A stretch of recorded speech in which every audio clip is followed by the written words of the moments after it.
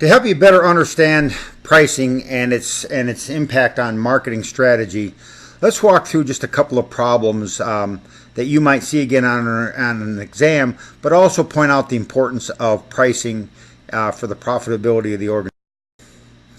All right, sample problem 1 is marketing AMA t-shirts. My price is $10. The cost of the shirt $6 plus a one-time setup fee of $50. We hope to sell 100 shirts, but what we really would like to know is, what are some of the numbers in here? So the margin is $10 minus $6, so $4.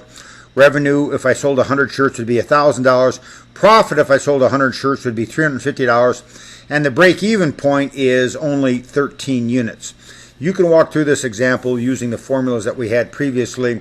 If any of this were to come up on an exam, of course, you should have those formulas right there at your fingertips so you're able to use them.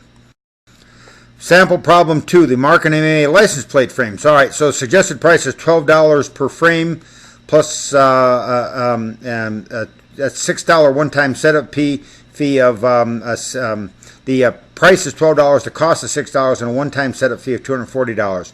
We hope to sell 100 license plate frames. Once again, the margin $6. Revenue $1,200. Potential profit is $360. The break-even point 40 frames. Once again, you have to work through that problem. Problem 3, you own 1 of 3 gas stations in a small town called Elke, a small town in northern Nevada. A mythical town, by the way. While the town is located on U.S. Highway 50, there is very little highway traffic coming through town. The next closest town is 75 miles away. Total demand for gas is about 12,000 gallons a week, and you hold a 1/3 market share. The price of gasoline at all 3 stations is $3.59.9 per gallon, and the variable cost is $3.33 per gallon. You lease your station based on the number of gallons you sell, so as a result, there are no fixed costs. Jack's Shell Game Station just across the street has just dropped their price from $3.59.9 to $3.54.9. What would you do?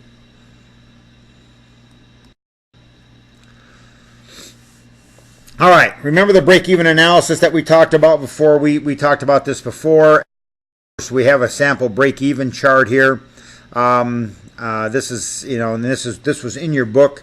This is important for you to sort of get the idea of where the break-even points are on all of these things. You'll notice that this is the break-even point. 400 frames. If I sold 800 frames, I'd make $32,000. If I sold 2,000 frames, I make $128,000. So this is the calculating break-even points and then profits. Working through this. All right. So once again, you ought to be familiar with these, and you ought to make sure that these numbers make sense to you. All right, so here's an example of the gross profit margin problem that we had before. You produce a mid-sized car that sells for $25,000. The cost is $18,000 to produce the car.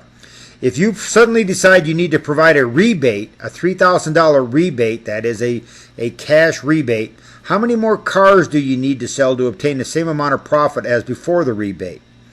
Well, the current profit margin is $7,000. That is $18,000 minus 25, or $25,000 minus $18,000, or $7,000 divided by 25, or 28%.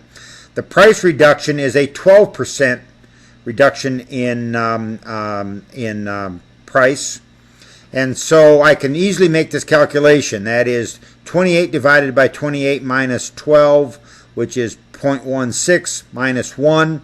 0.28 divided by 0.16 is 1.75, or 75% more cars. So if I were selling 10,000 cars the prior month with the rebate, you would need to sell 17,500 cars the next month to make the same amount of profit. And of course you have to ask yourself, how likely is that to happen? You can walk through this example again and again to sort of see how you make this calculation. Once again, not a difficult calculation, but it emphasizes the importance of the idea that every time I reduce price, it comes directly out of my profit margin.